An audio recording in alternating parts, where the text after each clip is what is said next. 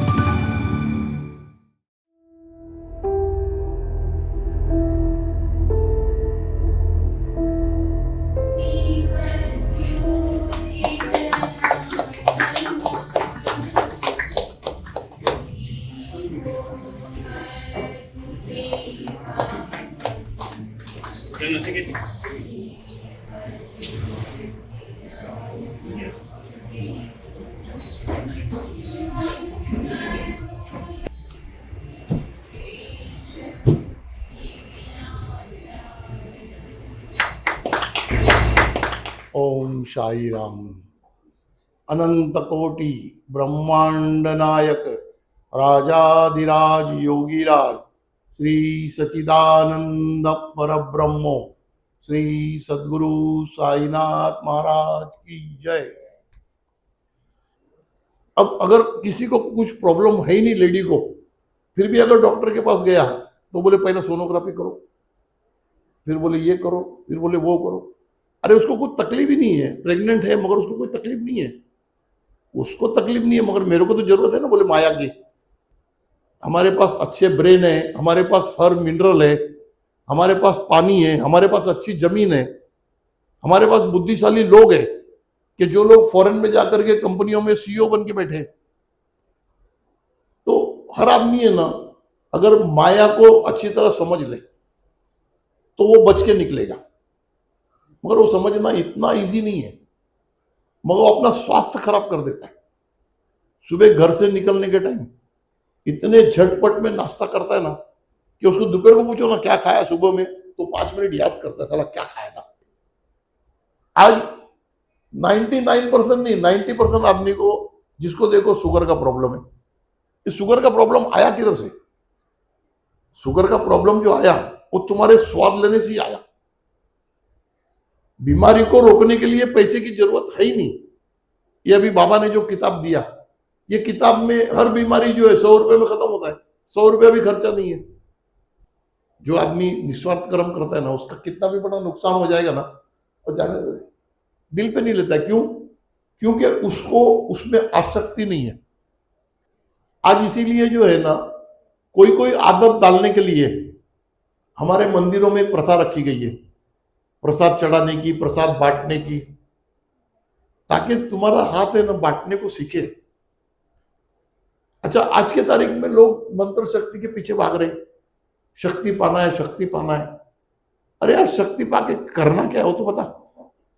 वही कर रहे, गुलाल निकाल रहे, ये निकाल रहे। और गुलाल छोटा बच्चा भी निकालेगा 6 साल की उम्र का। मगर क्या होता है, जब आदमी भावना के इसमें रहता है ना, तो सच्चाई पे पर्दा पड़ जाता है। कोई राख निकाल रहा है। एक दिन एक आए थे मेरे ऑफिस में, तो बैठे बैठे फिर बोलता है, इधर लो, बाबा ने तुम्हारे लिए राख निकाला है, ऐसा करके राख निकाला सारा। अरे मैं बोला, यार ये तो बोले बाबा का बहुत बड़ा भगत है। मैं 2 मिनट में बाबा बोला, बाबा ये इसने कैसे निकाला? अरे बोले पागल, बोले वो एल्यूमिनियम के 5 पैसे निकाला है। एल्यूमिनियम का पैसा है, उसने एक तरफ कोई केमिकल आता है एसिड, और रख करके ऐसा दबा दिया, वो भूखा हो जाता है, उसका राख निकलता है। अरे मैंने कहा ये क्या है? वो पारा आता है ना, पारा, वो पारा, उसके साथ में एल्यूमिनियम का ऐसा घस दिया, वो निकला राख। अभी मैं क्या बोलूं? मैं भी बोला हाँ बाबा जी ठीक है। बोले अभी बोला इसको क्या चाहिए? 150 रुपया चाहिए। अब 50 रुपये दे दिया, चाय पिला लिया, चला गया। क्यों? कि वो भी एक आत्मा है। वो जो कुछ कर रहा है वो अपने पेट के लिए कर रहा है। अब उसको हम बेइज्जती करके, उसके आत्मा को दुखी करके, तो हम अपना पाप बढ़ा रहे, हम अपना पाप बढ़ा रहे। बहुत टाइम कुछ कुछ ऐप के ऊपर पर्दा डालना जो है ना, वो भी एक पुण्य होता है। कि भाई उसको, उसके दिमाग में कुछ भी रहे, क्या इसको बेवकूफ बनाया, अपने को तो मालूम पड़ गया ना ये बेवकूफ बना रहे हैं। उसी तरह हम लोग जो कर रहे हैं ना, हमको ऐसा लगता है कि हम भगवान को बेवकूफ बना रहे हैं। भगवान को सब मालूम है तुम क्या कर रहे हो, तुम क्या कर रहे हो, क्या नहीं कर रहे हो, सब मालूम है उसको।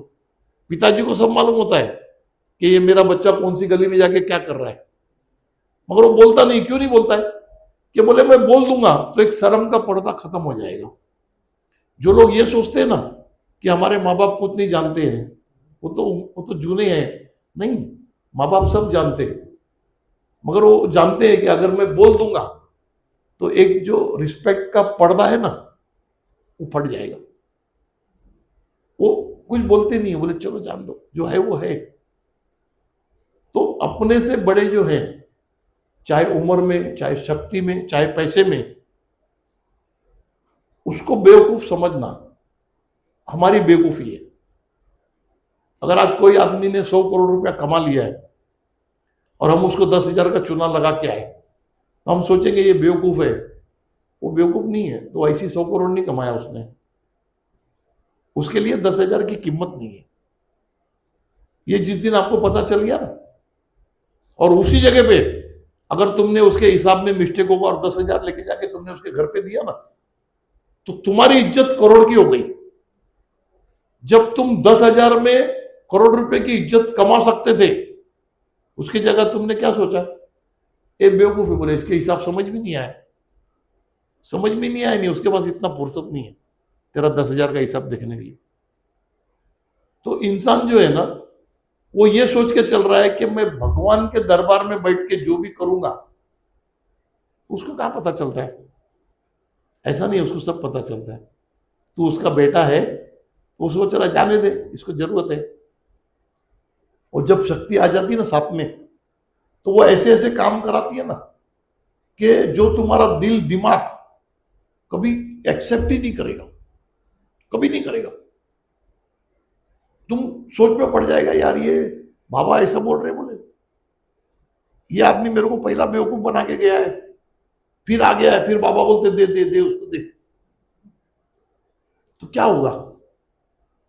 मगर उस टाइम पे ना गुरु ये देख रहा है कि ये मेरे बातों पे चल रहा है या खुद का हिसाब लगा रहा है। एक आदमी एक बार 5 लाख रुपए का चुनाव लगा के गया, 7-8 साल के बाद में फिर आया, फिर आके कुछ परेशानी था, बोले ऐसा ऐसा ऐसा ऐसा है तो चाहिए। अभी मैं कुछ बोलने जाऊं उसके पहले बाबा बोलते दे दे दे इसको दे। अरे मैं बोला बाबा ये पहले भी, अरे दे, बोला छोड़ना, दे चल।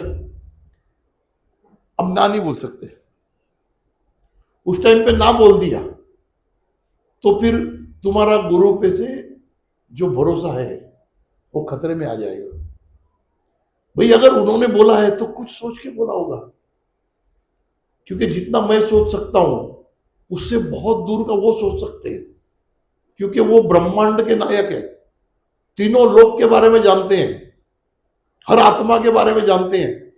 अगर वो बोल रहे हैं तो मेरे को सोचने का जरूरत भी नहीं पड़ता, भाई उठा के दे दिया। हमारे अकाउंटेंट बोलते हैं, वो बोलते हैं, बोले ये पागल है सेठ, यही तो बेवकूफ बना के गया था फिर लेके गया। अब उनको क्या बोलूं मैं, क्या बोलूं बाबा बोल रहे हैं, तो बोलेंगे तुम्हारा बाबा भी बोले कुछ समझ ही नहीं रहा है, क्योंकि उसकी समझ में नहीं आएगा वो चीज। ऐसी बहुत बार परीक्षाएं होती है, बहुत बार होती है, मगर उसी में से निकलना वही गुरु भक्ति है। भाई अच्छा है बुरा है वो सोचना मेरा काम नहीं है। अगर मैंने गुरु बना लिया, अगर मैंने उसको गुरु बना लिया, मैं चेला बन गया, तो अच्छा है बुरा है वो सोचना उसका काम है, मेरा थोड़ी है। अच्छा मेरे को दिया किसने, उसी ने दिया है। मैं तो लोगों को बोलता हूं ना कि यार ना तो मैं इतना चालाक हूं ना इतना पढ़ा लिखा हूं, मगर फिर भी बाबा ने जो है एक जगह बिठा दिया, तो जिसने दिया है उसको तो हमसे ज्यादा मालूम है, जिसने दिया है उसको हमसे बहुत ज्यादा मालूम है। और आदमी उधर ही मार खा जाता है कि जब उसकी देने की बारी आती है ना, तभी पूरे विश्व के जो देने वाला है उसके ऊपर भी शंका करता है, ये बोले इसकी गणित में कुछ गड़बड़ हो रहा है। ऐसा नहीं है, उसकी गणित में गड़बड़ नहीं है, गड़बड़ तुम्हारे भक्ति में है, तुम्हारे गुरु भक्ति में गड़बड़ है, तुम्हारी सोच में गड़बड़ है। ये हर चीज है ना जो संसार में अपनी अपनी जगह में है, तो माया के साथ उतना मत लिपट जाओ कि आजू बाजू की आत्माओं से तुम्हारा रिश्ता टूट जाए। तुम्हारे आसपास की आत्माएं हैं, तुम्हारे यार दोस्त हैं, तुम्हारे घर वाले हैं, तुम्हारी माँ है, तुम्हारे पिताजी है, तुम्हारे भाई है, तुम्हारे चाचा है, चाची है, यार दोस्त हैं, गुरु हैं। भाई स्कूल के गुरु हैं, वो भी गुरु ही हैं, जो बचपन में जब कुछ नहीं जानते थे तो उन्होंने सिखाया। अभी तो जब आदमी के पास पैसा आ जाता है ना, तो वो गुरु जाएगा तो ऐसा करता है, अरे ऐसा करता है, तेरे को साला ABCD नहीं आता था, तब मैं हाथ पकड़ के सिखाता था लिखने को। मगर वक्त के साथ है ना, जब आदमी अपना नेचर बदली करता है ना, तभी दुखी होता है। दुखी वही होता है जो अपना नेचर बदली करता है। और जब तक आपके अंदर बचपना है तब तक आप सुखी हो। जिस दिन आपने बचपना खो दिया तो फिर दुख का डोंगर तो घूम ही रहा है आजू बाजू में।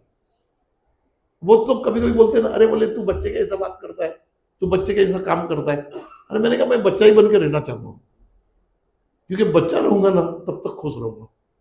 जिस दिन बड़ा बन जाऊंगा दुनिया भर के दुख मेरे पीछे, तो क्यों जाना है दुख के बाजू में। भाई तुम जैसे बचपन में तुम्हारे माँ से प्यार करते थे, बड़े होके क्यों नहीं कर पाते हो, बड़े होके क्यों नहीं कर पाते हो, क्योंकि तुम बड़े हो गए। और जो आदमी अपनी माँ से प्यार करेगा ना, तो वो बच्चा बन के ही करना पड़ेगा। अगर तुमको तुम्हारी माँ से प्यार करना है तो बड़े बन के कैसे करोगे, नहीं करोगे, बच्चा बन के ही करना पड़ेगा। तो ये ऐसी चीज है ना कि इंसान को हर ड्यूटी में अपना अपना चीज बदलना पड़ रहा है। आज किसी के साथ बात हो रही थी ना, मैंने कहा देखो जिंदगी में खुश रहना है ना, तो जब तुम्हारा बच्चा तुम्हारे सामने आया तो तुम अपना बाप का रोल अदा करो, जब तुम्हारा बाप तुम्हारे सामने आया तो तुम बच्चे का रोल अदा करो। ये तभी तो चलेगा। तुम बच्चे के सामने बाप का रोल अदा करोगे तब तक ठीक है, मगर बाप आया उसके सामने भी बाप का रोल अदा करोगे तो क्या होगा? उसके सामने बच्चा ही बनना पड़ेगा। तो जब परमेश्वर के सामने तुम जा रहे हो तो तुमको बच्चा ही बनना पड़ेगा, तुमको भोला ही बनना पड़ेगा। उधर तुम्हारा बुद्धि लगाएगा तो नहीं चलेगा, उधर बुद्धि लगाएगा तो क्या चलेगा? तो आदमी ने कहाँ बुद्धि लगाना है, कहाँ नहीं लगाना है, ये एक बड़ा विषय है। पैसा कमाने पे बुद्धि लगाओ, मगर इतना लगाओ कि सामने वाले को ऐसा नहीं लगे कि ये पैसा कमाने के लिए कुछ भी करके गया। ऐसा नहीं लगना चाहिए। तुम अपने स्वास्थ्य के ऊपर ध्यान लगाओ, मगर स्वास्थ्य को ऐसा नहीं लगना चाहिए क्या ये बॉडी का शेप बनाने के लिए कुछ भी कर दिया इसने। वो पता चला कुछ भी प्रोटीन खा रहा है, कुछ भी एक्सरसाइज कर रहा है, बाद में क्या? हर चीज को बैलेंस करके चलना है, हर चीज को अपनी अपनी जगह पे रखो, हर चीज को यूटिलाइज करो। जितना आपको जरूरत है उतना यूटिलाइज करो, और जहां जहां जरूरत है किसी और को, उधर तुम खुद को यूटिलाइज होने भी दो। आप अगर खाली यूटिलाइज करने का सोचेगा तो भी वन साइड होगा। अगर किसी को जरूरत है तो खुद को भी उसको अलाउ करो यूटिलाइज करने के लिए कि भाई हाँ मैं हूं, प्रेजेंस हूं, अब मेरा वापर करो। ये अध्यात्म जो है ना, इसी का नाम है, इसी का नाम अध्यात्म है, इसी को समझना है। और इसको समझना बहुत आसान है। अपने आप को सरल कर दो, अपने आप को सरल कर दो, अपने आप को पहले तो बेवकूफ मान लो कि यार मेरे को इतना बुद्धि नहीं है, तो तुम सुखी रहोगे। क्यों सुखी रहोगे? अगर कोई बेवकूफ भी बना के गया तो तुम सोचा है ना यार मेरे को इतना बुद्धि नहीं है, तुमको दुख नहीं होगा। मगर तुम जहां ये सोचोगे ना, अच्छा ये मेरे को बेवकूफ बना के गया, क्या मेरे को बेवकूफ समझता है, तू रात भर दुखी रहेगा। वो पता चला महीनों महीनों दुखी रहेगा। जब तू दुखी रहेगा तो शैतान के पाले में जाएगा, और जब तक खुश रहेगा तब तक भगवान के पाले में रहेगा। ये बहुत सी चीजें ऐसी है ना कि जिसको समझना और समझाना किसी किताब में नहीं पॉसिबल होगा। वो तो जैसे जैसे बैठे हैं, जैसे जैसे याद आएगा, जैसे जैसे होगा वैसे बताते जाएंगे। एक बार की छोटी सी कहानी है, बहुत मजा आएगा सुनने को। अब मैंने एक बार यूट्यूब में भी बोला था लोगों ने। एक दिन एक कम से कम 90 की बात होगी, 90 के आसपास। तो ऑफिस में बैठा था दोपहर के टाइम, तो 3 साधु आ गए ऑफिस में, और आकर के बैठे। उसमें से एक जो थे ना, वो मेरे पास 4-5 साल से आते थे, नागा बाबा थे, मैं उनको जानता हूँ। तो उनके साथ 2 जन और आए, एक उम्र वाले थे और एक मतलब छोटा था। तो तीनों जन आके बैठे, तो बोले भाई अभी कुंभ है तो कुंभ के लिए कुछ करो। अभी मेरे को भी पता नहीं क्या सूझी, मैंने बाबा को पूछा, बोला बाबा क्या बोलो इसको? तो बाबा बोले उसको पूछो क्या चाहिए तुमको। अब मैं भी होशियारी से पूछा, मैंने कहा क्या चाहिए तुमको? तो उन लोगों ने आपस में थोड़ा देखा, सोचा, बोले ₹1,00,000 चाहिए। अभी मैं कुछ बोलने जाऊं, उसके पहले बाबा बोलते कल आ जाओ, बोले लेके जाओ, कल बोल कल आ जाओ। अरे मैं बोला बाबा इधर है ही नहीं, इधर 10-20 हजार का कर्जा खड़ा है। अरे बोले बोल कल आ जाओ लेने के लिए। अब मैं बोल दिया कल आ जाओ लेने के लिए। बोले पक्का? बोले हाँ पक्का, कल आ जाओ। तो थोड़ी देर बैठे, चाय वाय पी के चले गए। अब जाने के बाद में मैं बाबा को बोला, अरे मेरा बाबा तुम इसको ₹1,00,000 का बुलवा दिया, मेरे पास 10-20 हजार नहीं है। अरे बोले कहीं से ले आ, उधार ले आ। अरे मैंने कहा यार अभी क्या बोलेगा, तुम क्या बोलेगा क्या? अच्छा बाबा ठीक है। तो उधार मांगने गया तो मिल भी गया, 2-3 जगह से मिल गया, मैं ले आया।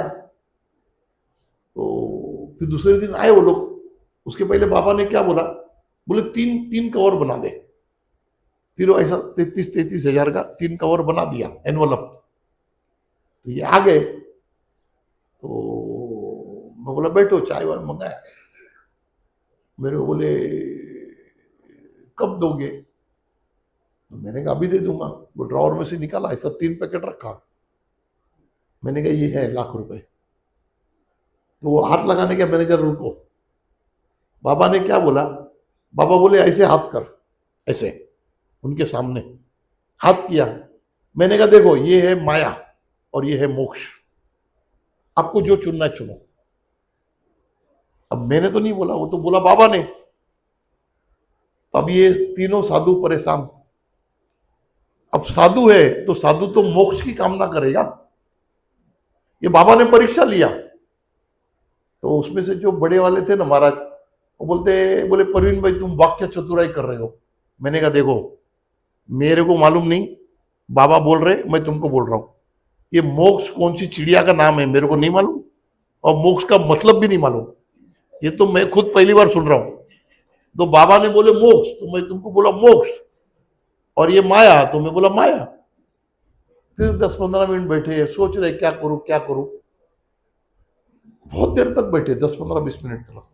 बाद में उसमें से जो बड़े वाले महाराज थे ना, जो उम्र वाले, उन्होंने धीरे से पैकेट उठाया और उठा के ऐसा देखा। उसको लगा सच में है क्या, मजाक कर रहा है। तो मैंने कहा बाबा जी गिन लो ना आराम से, कोई घाई नहीं है, गिन लो। तो देखा उसने ऐसा, बोल नहीं नहीं ठीक है ठीक है। उसने झोले में डाल दिया। फिर उसके 5 मिनट के बाद में वो छोटे वाले ने उठा लिया, उसने झोले में डाल लिया। जो तीसरा था ना, वो मेरे पास 4-5 साल से आ रहा था। वो कसमकस में आ गया कि अब क्या करूं, लेऊं क्या नहीं, लेऊं क्या नहीं। आप यकीन नहीं मानेंगे, 1 घंटा बैठा था, उसकी समझ में नहीं आ रहा है। और ये दोनों उसको बोल रहे ले ले ले, चल चल ले। लास्ट में उसने भी ले लिया। ले लिया तो मैंने कहा ठीक है, अब ले लिया तो ले लिया। अच्छा मेरे को भी 2 मिनट लगा था कि मैं बोला ये बाबा गेम किया ना, अपना ₹1,00,000 वापस मिलने वाला है। मगर ये तो साले ले लिए, अब ले लिए और चले गए। तो मैंने कहा बाबा ये तो लेके चले गए। अरे बोले पगले, मेरे को पगले ही बोलते थे, मस्ती में आएंगे ना। अरे बोले पगले 3 मोक्ष तेरे को देके गए।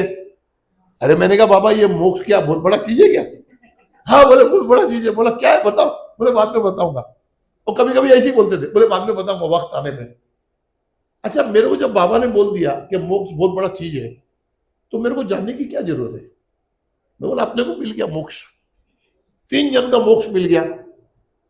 अगर वो तीनों उस वक्त हाथ मिला देते तो ये तो बाबा का वचन था, उनको मोक्ष मिलना ही था। मगर माया के चक्कर में वो सामने बाबा ने रखा हुआ प्रपोजल भी नहीं मान पाया, समझ ही नहीं पाया। अच्छा उसके बाद में वो जो बीच वाले महाराज थे ना, वो हर 2-3 महीने में मेरे पास आते थे, 2 साल तक नहीं आए। अच्छा मैं भी बोला यार आए ही नहीं है नागा बाबा। फिर 2 साल के बाद आए, एक दिन आए। तो मैं ऑफिस में बैठा था, मैंने कहा अरे बाबा जी किधर चले गए इतना दिन? और जो रोवे, छोटे बच्चे की तरह इतना रो रहा है पूछो मत। अरे मैंने कहा गुरुजी क्या हो गया? मैं तो गुरुजी बोलता, मैंने कहा गुरुजी क्या हो गया? बोले संगत ने जो है ना, संगत ने बहका दिया। मैं बोला क्या हो गया क्या? बोले परवीन भाई आपके यहां से पैसा ले गए, उसके बाद में ट्रेन में हमारे झगड़े हो गए, मारामारी हो गए, एक दूसरे के सर फूट गए। मैं 9 महीना तक हॉस्पिटल में था। सब कोई ना कुंभ में गया ना खा गया। तो मैंने कहा चलो ठीक है जो हो गया हो गया। बोले अगर मैं अकेला होता ना, मैं बोला मेरे को मालूम था तुम अकेला होते तो नहीं लेते, मगर तुम्हारे साथ में 2 थे। तो तुमसे अगर तुम्हारा धर्म छुड़ाएगा तो संगत छुड़ाएगा, अगर तुमको धर्म के करीब लाएगा तो भी संगत लाएगा। मगर किस टाइम पे तुम्हारा धर्म छूट रहा है और किस टाइम में तुम्हारा धर्म आ रहा है, वो तुमको होश में रहना पड़ेगा। अब बहुत से लोग हैं ना जो अरे उसने बहका दिया, अरे उसने बहका दिया मगर तू होश में रहना चाहिए ना। फिर उसके बाद में रोने लगा, बोले अभी बाबा से पूछो कैसे मेरा मोक्ष होगा। अभी अपने को तो कुछ नहीं, बाबा से पूछे, बोले बाबा इसका मोक्ष कैसे होगा। बाबा बोले परवीन रास्ता तो मैं बताता हूं मगर ये कर नहीं पाएगा।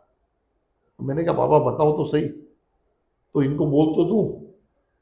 तो उन्होंने बोला, बोले तुम भगवा धारण करो, कोई तकलीफ नहीं है, मगर किसी से 1 रुपया भिक्षा लेना नहीं। तुम मजूरी करना और उसमें खुद का जीवन चलाना और दान पुण्य करना, तो तुम्हारा मोक्ष नक्की है।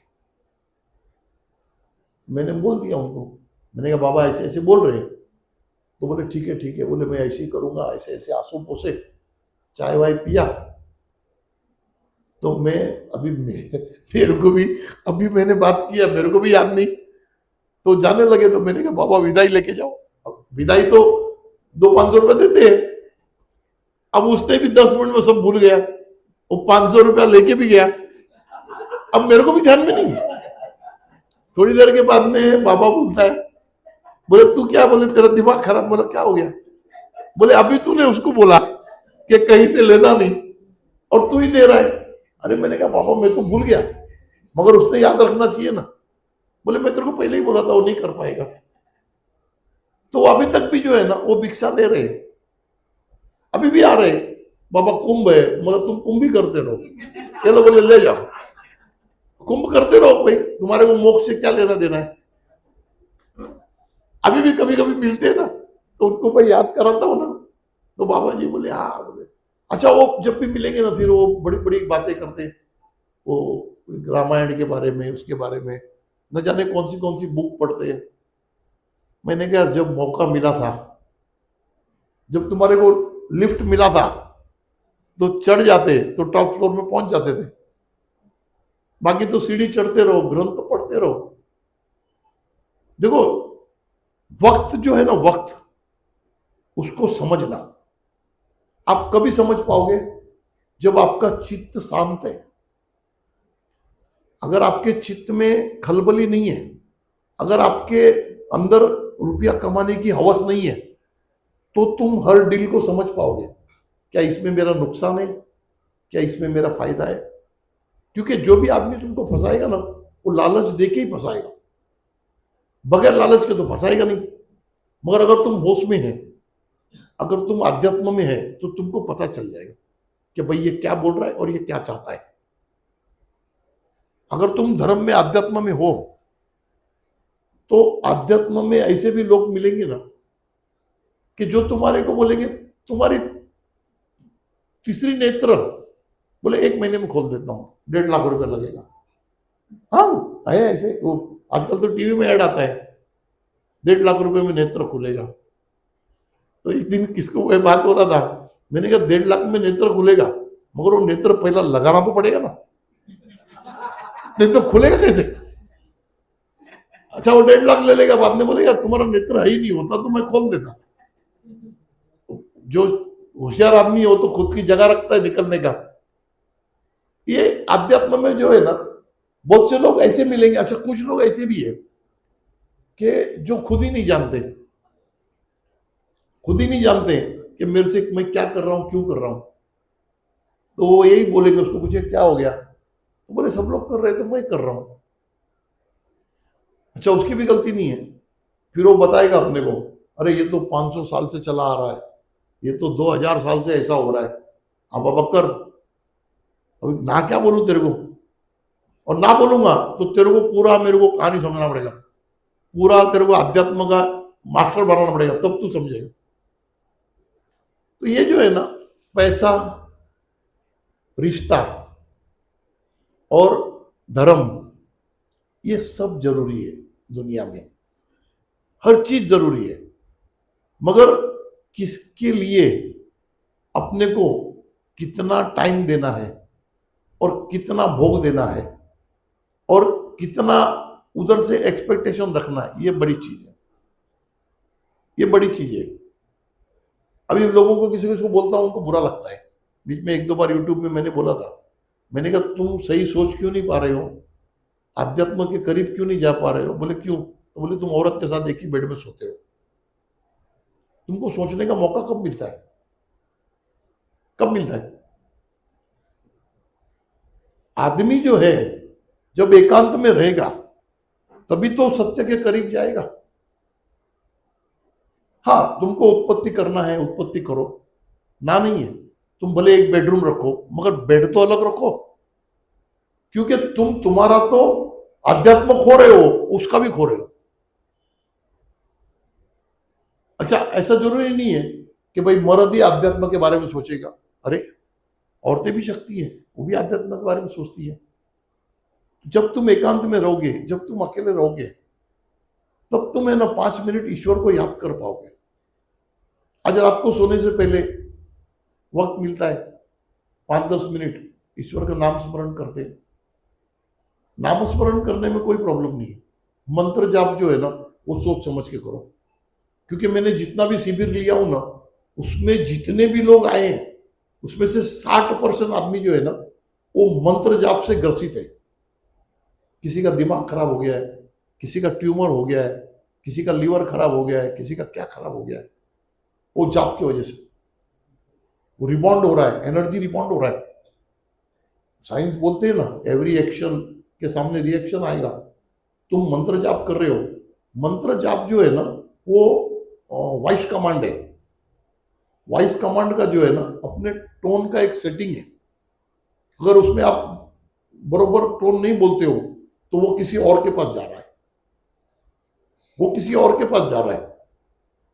तो या तो वो बेनिफिट ले लेगा, बरोबर है, और वो अगर असुरी शक्ति हुई तो उसकी शक्ति बढ़ेगी, वो तुमको भी कब्जे में ले लेगा। ऐसे बहुत उदाहरण है। तो नाम स्मरण करो, मगर मंत्र जाप जो है ना बहुत सोच समझ के, उसका हर चीज समझ के लो, टाइम समझ के लो, टोन समझ के लो, उसका मतलब समझ के लो कि मैं क्या बोल रहा हूं। उसके बाद अगर तुमको शक्ति हासिल करना है तो करो। तो ये इस तरह से है ना, हर चीज को आप तब समझ पाओगे जब आप अपने आप को एकांत में रखोगे, अपने आप के लिए वक्त निकालोगे। तुम सुबह भाग रहे हो, किसके लिए भाग रहे हो? शुरुआत में तुम भाग रहे हो अपने फैमिली के लिए, उसके बाद में फैमिली का नीड पूरा होने के बाद में तुम भाग रहे हो अपने अहंकार के लिए। तुम्हारे को नीड नहीं है, तुम अपने अहंकार को बढ़ाने के लिए भाग रहे हो। तुम्हारे घर का खर्चा है ₹1,00,000, तुम 5 लाख कमाने के बाद भी फिर करोड़ों के पीछे भाग रहे हो, तो वो अहंकार के लिए भाग रहे हो, और फिर उसका तो कोई अंत है ही नहीं, तुम भागते रहो। वो बोलते ना, किसी का वो कौन सा कहानी था वो अपना इसमें, वो वाल्मीकि का, तो बोले तू इतना सब कुछ कर रहा है तो पाप में तेरे घर वाले भाग लेंगे क्या? घर वाले ने ना बोला, सब घर वाले, हमारा क्या लेना देना है भाई, तुम मजूरी करके ले आता, तू चोरी चपाटी मर्डर करके लाया, तो हमारा क्या लेना देना। तो ये दुनिया है, जितना तुमको चाहिए पेट के लिए उतना ले लो, चाहिए तो थोड़ा जेब में भी रख लो, मगर झोली में मत भरो। झोली में भरोगे ना तो चोर पीछे लगेगा, तो परेशान होगा। अध्यात्म भी उतना करो, नाम स्मरण करो उतना करो कि जिससे तुम्हारे को असलियत की पहचान हो जाएगा, क्या भाई ये सच है और ये झूठ है। ऐसी तो बहुत सी कहानियां मैं बोलते रहता हूं जो मतलब याद आता है, मगर एक है ना कि हर कहानी में बाबा ने कुछ ना कुछ सिखाया मेरे को, कुछ ना कुछ सिखाया कि कब क्या करना है, कब नहीं करना है। बाबा बोलते हैं ना, कब क्या करना है ना वो तेरे को नहीं भी आएगा चलेगा, मगर कब क्या नहीं करना है वो आना जरूरी है। जब क्या करना है नहीं आता ना कोई बात नहीं, मगर नहीं करना तेरे को आना जरूरी है। तो अपन क्या बोलने का वो अपने को नहीं आएगा चलेगा, मगर गलत नहीं बोलने का वो आना चाहिए कि भाई ये गलत है, ये हमको नहीं बोलना है, भाई ये गलत काम है, ये हमको नहीं करना है। मैं बहुत टाइम शिरडी जाता हूँ ना, वो कोई बोलता ना, अरे मेरा 100 रुपये ले जा डाल देना मैंने कहा मैं डाल दूंगा ना, बाद में तेरे से ले लूंगा। इसका कारण है, अगर मैंने लिया और वहां जाके नहीं डाला तो दोषी कौन? मैं, मेरे को सजा मिलेगी। और उसको बोलने के बाद में अगर मैं भूल गया डालने को तो कुछ नहीं है, मैंने कहा लिया था उससे, मैंने कोई लिया तो नहीं था, बोला था भूल गया, मगर अगर तुमने ले लिया तो डालना पड़ेगा। वो लोगों को पता नहीं चलता है। अभी एक जगह राजस्थान में, एक जगह हम लोग कुछ फंक्शन था तो खाना खाने गए थे, तो सब पंडित लोग, कम से कम 30-40 पंडित लोग, सब पूजा वूजा हो गया, बाद में सब पंगत में खाना खाने बैठे। अभी मैं भी बैठ गया, कोई खाना खाना है तो बैठ गया। अभी अपने को क्या मालूम कि ये सब पंडित है और ये आजू बाजू में लोग भी बैठे थे। वो मेरे एकदम खास फ्रेंड का ही था वो फंक्शन।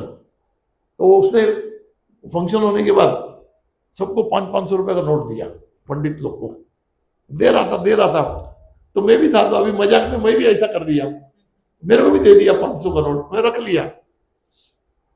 तो बाद में वो दूसरा एक था हमारे बाजू वाला, वो बोलता है अरे तू पंडित थोड़ी है 500 लिया। अरे मैंने कहा मैं ही पंडित हूँ, मेरे को मालूम है 500 को क्या करने का। मैंने कहा इनको किसी को नहीं मालूम है।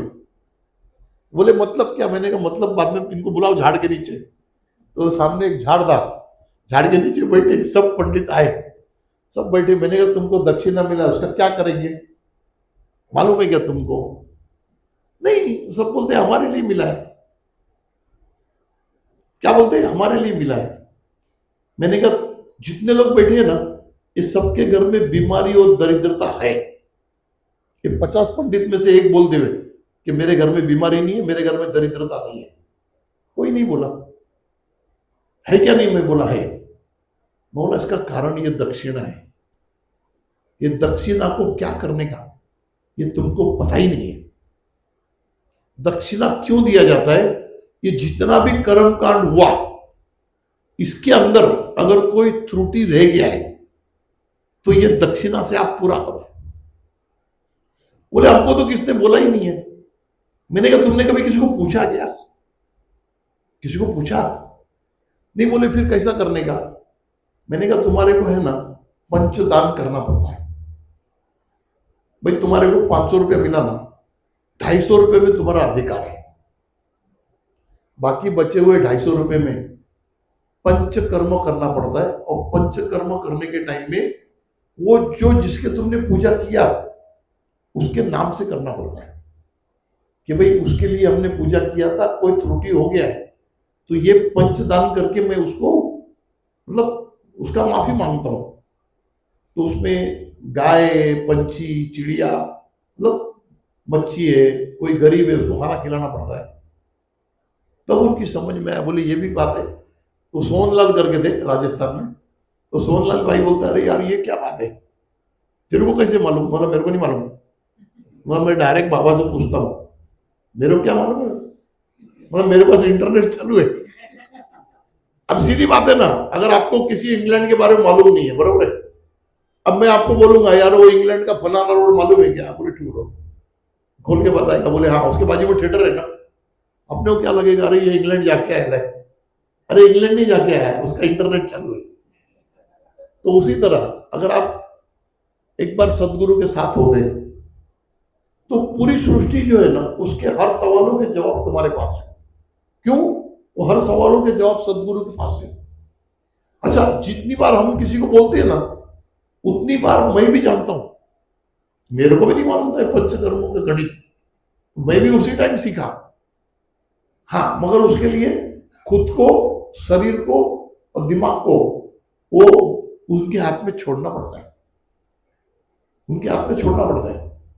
अगर उनके हाथ में छोड़ेंगे तो फिर वो अपने हिसाब से चलाते हैं। एक दिन शिरडी के बाजू की बात है, एक गांव में पहले क्या होता था, बाबा बिठा देते थे बैठक लेके झाड़ के नीचे, तो सब लोग आ जाते थे सवाल के लिए, जवाब के लिए। तो एक दिन एक लड़का आया, वो बोले, मराठी में था, मेरे को बोलता है, बोले बाबा ये प्रेम का है, प्रेम। अरे मैंने कहा इसको प्रेम का क्या बताऊं?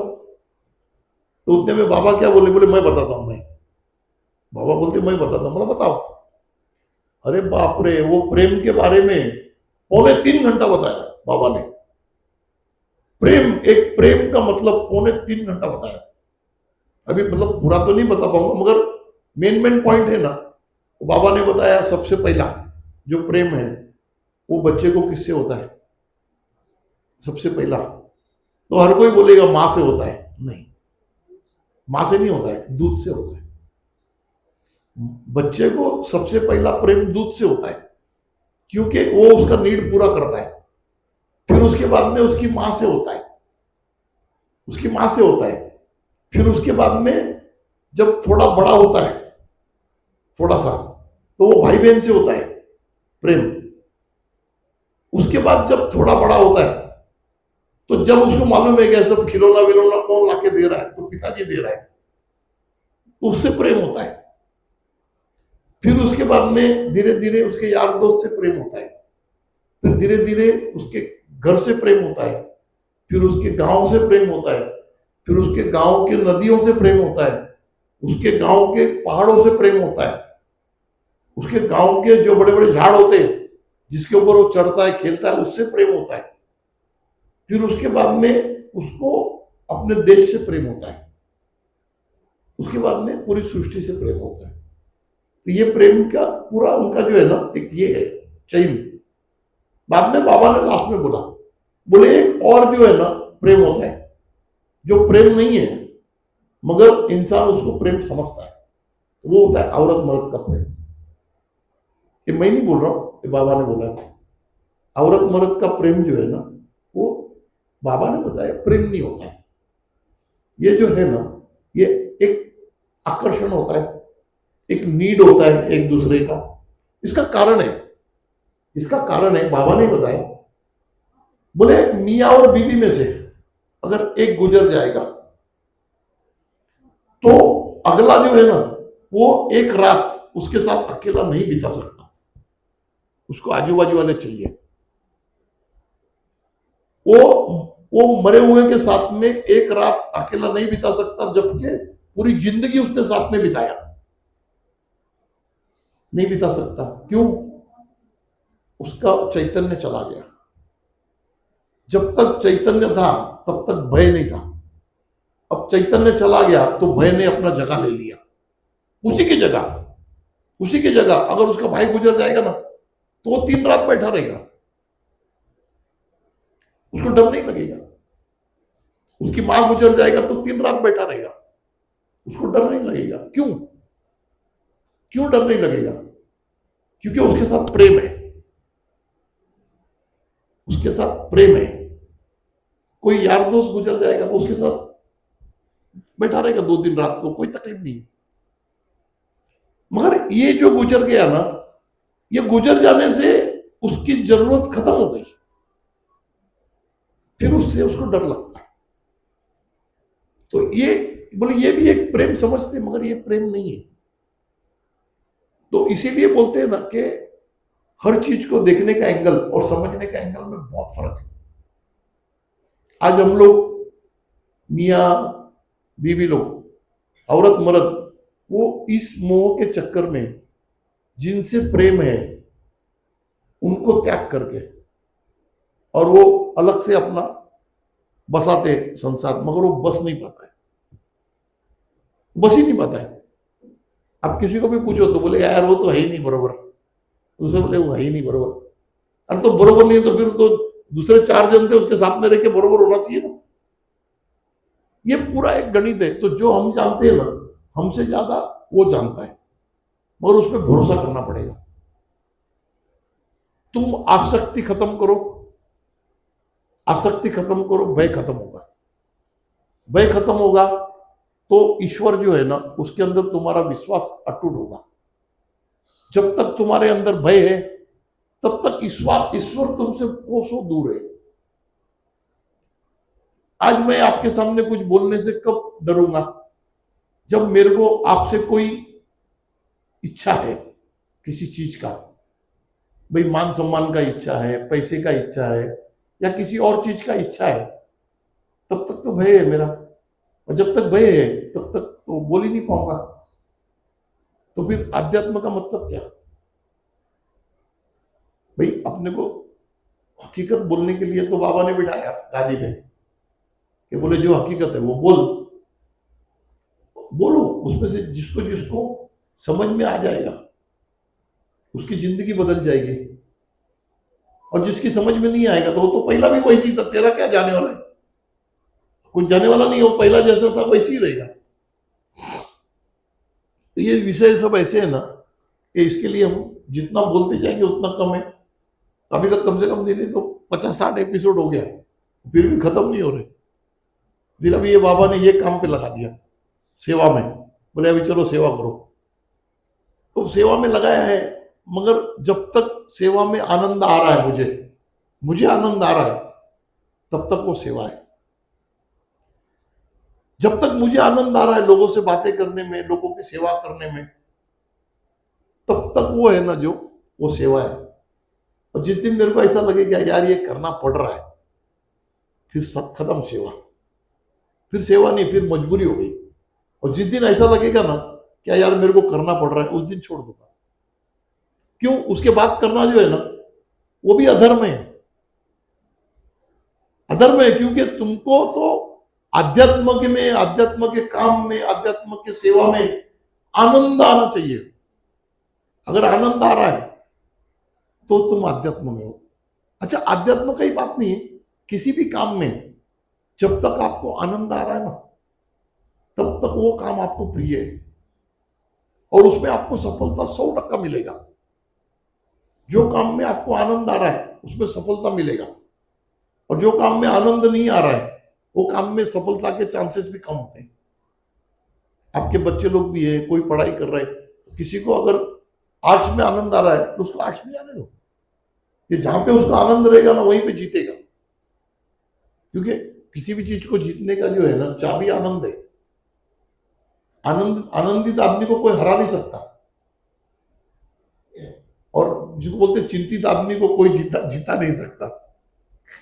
जो चिंतित होगा ना उसको तुम पूरे दुनिया का एटम बम ला के दे दो तो भी चिंता में ही रहेगा। अरे बोले कोई एटम बम है नहीं दुनिया में, अब तू चला, तो भी बोलेगा नहीं यार कोई होगा तो। अरे भाई तेरे को इतना दिया उसमें चला ना। और जिसके बाद नहीं होगा, अरे उसको बोले चल तुम, कोई बम से तुम मरने वाला नहीं है, तो वो चलो, क्योंकि वो आनंद है, आनंद में है। बोले चलो चलो चलो, क्या होता है? आनंद है तो भय नहीं है, और अगर भय है तो फिर आनंद नहीं है। आप घर में जाते हो, अगर आपको ऐसा लगता है कि अभी बीबी क्या पूछेगा, तो भय है, तो बाद में तुमको घर में आनंद आएगा ही नहीं। अगर तुमको ऐसा लगेगा ना चलो यार कुछ बीबी को बताएंगे, तो तुमको आनंद में है। रोज तुमको अपने घर में बीबी बच्चों को बताने के लिए कुछ चाहिए, तो तुम आनंद में। चलो बोले आज बच्चों को ये बात बताएंगे, चलो या खुद लाएंगे, तो आनंद में। जहां तुमको शर्मा शर्मा के जाना पड़ता है, अरे घर में क्या वो लड़का वो क्या हो, फिर वो उसकी बात करेगा, तो फिर क्या है? फिर आनंद नहीं आता। तो आनंद और आध्यात्म ये दोनों जो है ना वो एक ही चीज का नाम है। स्वास्थ्य और व्यापार ये भी एक ही चीज का नाम है। आप जहां पे व्यापार बढ़ाओगे आपका स्वास्थ्य कम होगा, जहां पे आप स्वास्थ्य को संभालोगे तो व्यापार कम होगा। दोनों को मिला के चलना पड़ेगा। आप घर में सुबह 2 घंटा योगा करोगे, पूजा पाठ करोगे, 11 बजे काम पे निकलोगे, शाम को 5 बजे घर पे आ जाओगे, अपनी शरीर का ध्यान रखोगे, तो व्यापार कम होगा, मगर उसके साथ में शरीर भी रहेगा। मगर आप सुबह से लेकर शाम तक दौड़ोगे पागलों की तरह, तो व्यापार रहेगा मगर शरीर नहीं रहेगा। शरीर को तुमको भोग देना पड़ेगा, शरीर का भी देना पड़ेगा, घर का भी देना पड़ेगा, सुख का भी देना पड़ेगा। तुम कौन से कॉस्ट के ऊपर पैसा कमा रहे हो, तो नुकसान में तो बहुत है। वो पैसा है ना वो चीज का भरपाई नहीं कर पा रहा है, जो तुमने खो दिया उसका भरपाई नहीं कर पा रहा है।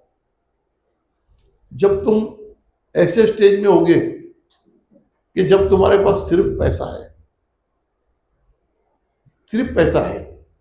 एक दिन एक साहूकार जो है ना ऐसे मतलब किसी से सुना है, चौपाटी के वहां खड़ा था, मर्सिडीज गाड़ी से नीचे उतरा, सामने नजर गई तो 2 बच्चे, माँ बाप सब वहां पानी पूरी खा रहे, हंस रहे, खेल रहे, उसके ऊपर बैठे हैं।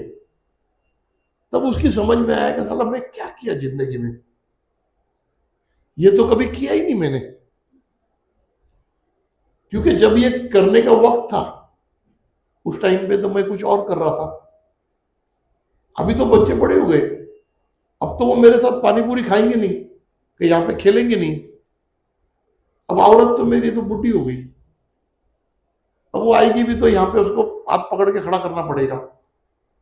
तो जो वक्त पे जो होना चाहिए, बोलते हैं ना प्रेजेंस का ध्यान रखो। आप प्रेजेंस का ध्यान रखो ना तो आपका फ्यूचर भी आनंदित रहेगा। कभी क्या करना है उससे ज्यादा ये पता होना चाहिए कि कभी क्या नहीं करना है। हर चीज को जो है ना ड्यूटी अपना अपने को निभाना पड़ेगा, तब भगवान आपके साथ है। आज सब कोई हर कोई जानता है यार अपन 3-4 दिन खराब करेंगे, 5 दिन उसमें कुछ मिल सकता है। अरे मगर जो यहां मिलने वाला है वो आनंद तुमको नहीं मिलेगा। और आनंद जिसको बोलते हैं ना कि अपने सोचने से नहीं मिलता है, जो आपके साथ 4 जन है ना वो भी आपको आनंदित करना चाहिए। अब तुम घर में जाओगे, बोले चलो आज घर में जाके आनंद करेंगे, अरे मगर तुम्हारी बीवी, तुम्हारे बच्चे, हर किसी को तो उसका प्रैक्टिस होना चाहिए ना आनंद करने का। पता चला तुम महीना भर उसको देखते नहीं, फिर आगे बोले चलो चलो आनंद करते, कैसे करेंगे? वो बोले आनंद होता है क्या, हमको पता ही नहीं। हर चीज है ना उसको थोड़ा थोड़ा थोड़ा थोड़ा करके आनंद लो जीवन का। आध्यात्म भी थोड़ा करो, थोड़ा संसारिक करो काम, थोड़ा फैमिली है, थोड़ा पैसा, हर चीज का एक खिचड़ी है। ये जो 5 सब्जेक्ट लिखे हैं ना, ये 5 सब्जेक्ट को अपनी जिंदगी में बैलेंस करना जो है ना बहुत जरूरी है। ये 5 सब्जेक्ट बैलेंस कर लिए ना तो ना तुमको दुनिया में कोई डरा सकता है, ना तुमको दुखी कर सकता है, ना मतलब जिसको बोलते हैं ना कि तुमको रोक सकता है भगवान से मिलने में। भगवान से मिलने के लिए सबसे पहला कंडीशन है आनंद में आओ। बस आनंद में आ जाओ, भगवान आ जाएगा आपके साथ। तो आज के लिए हाँ, फिर कभी मौका मिला तो और हम बात करेंगे। हाँ, ओम साई राम, ओम साई राम, ओम साई राम।